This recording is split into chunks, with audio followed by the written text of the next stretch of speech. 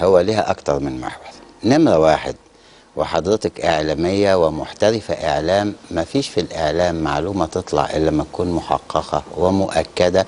ثم حتى إذا كانت مؤكدة، إزاي تدال، إزاي تتقال، إمتى تتقال، وكيفية إوالتها. مش ده الإعلام؟ لما تطلع وكالة زي رويتر وتقول بالحرف الواحد بناء على مصادر مجهلة، أبقى أنا بتكلم إعلام؟ هذا ما خرج من رويتر، بناء على مصادر مجهلة. حتى مجهلة دي كلمة لا تستعمل في الإعلام، يعني أنا أقول مصادر مفتوحة، إنما مصادر مجهلة دي كصيغة ما بنستعملهاش. ده بتثبت على ذاتها إن ما عندهاش معلومة، ما لهاش أصل في المعلومة. صحيح. طيب نمرة 2، بتتكلم رويتر الأمريكية على إيه؟ إيه دخول الولايات المتحدة الأمريكية إنها عايزة تعرف. طب عايزة تعرفي كويس، ماشي. عايزة تحشري مناخيرك لأسباب هنقولها الوقت في المحور الثاني، ماشي. إنما إن أنت تدعي إن أمن الدولة كان موجود عنده هذا الباحث قبل ما يقتل بيوم، وأنا عندي فيما راح لإيطاليا شاهد اللي هو مأجر له الشقة التانية. الناس فاكرة إنه كان ساكن في المهندسين بس، لا، كان عنده شقة تانية. والشاهد قال إن الناس جم لغاية بالليل بالأمس، اللي هو أمس الصباح اللي لقوا فيه الحاجة، وكانوا بيفتشوا عليه بقالهم 3 أيام بيروحوا للولد الشقة اللي هو مأجر له الشقة. تاني يوم الصبح لقوا الولد على الطريق.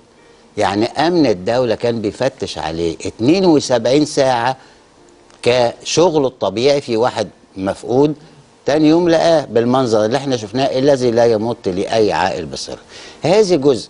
أما بالنسبة للبيان، عشان أتكلم على البيان المتفبرك ده والمصادر المجهلة واللي لا يمكن يكون إعلاميا بهذه الصيغة، ومن رويتر اللي من 2011 وبدأ يبقى مصداقيتها على المحك، وحضراتكم كإعلاميين فاهمين هذا الكلام. أنا هقول لحضرتك، أنا كنت قعدت مع رويترز لأنها من الوكالات اللي موجودة بنتعامل معاها.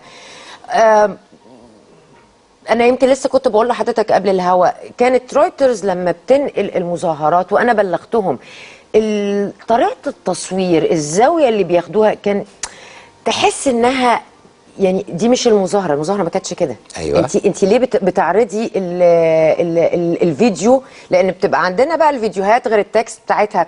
ليه فيديو تصوير غريب؟ يعني يعني سيب حضرتك من اللي هي بتكتبه، لكن حتى في طريقه تصويرهم كان ليا اعتراض. اقول لها لا، انت وجهه نظرك غلط في الفيديو ده.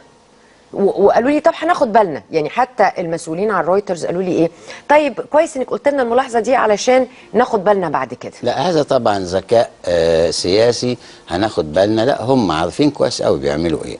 وده المحور الثاني اللي هنتكلم عليه لو احنا عايزين نشوف زمن البيان ده طلع ازاي، او زمن المجهل ده طلع ازاي. ومن الخطأ ان ينشر في صحيفة مصرية بناء على واحد بيقول له انا عندي مصدر مجهل. طيب يعني معالي السفير، خلينا ننتقل إلى هذه النقطة. لماذا الآن نجد هذه القصة أو هذه الرواية تبتدي تتصدر لينا؟ لا، الحقيقة أنا عايز أشير إلى شيء يعني مهم جدا في تقديري. نلاحظ إن أمس كان الوزير الخارجية جون كيري في القاهرة، والجريدة المصرية نشرت هذا الكلام أول أمس، كان يوم الأربعاء، قبل ما هو يجي. ما هو لازم نربط بين المسائل. يبقى كان مقصود ايه؟ ان الزياره دي ملهاش معنى. فبرضه لازم تلاقي حضرتك وكاله الانباء الجريده المصريه يعني لا يحسنوا اختيار التوقيتات لابراز ما يريدون ان يبرزوه. ثم لما انا يكون عندي خبر ملوش معنى، وانا اعلم ان انا جاي بكره عندي وزير خارجيه الولايات المتحده الامريكيه، هذا كلام غير طبيعي.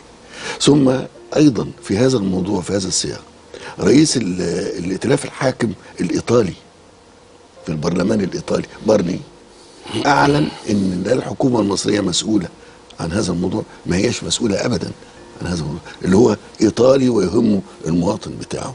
ده اللقاء اللي كان مع السيد محمد ابو العينين. ايوه اعلن صراحه بوضوح. اظن ما فيش اوضح من كده. ده راجل مسؤول في البرلمان ورئيس الائتلاف البرلماني الحاكم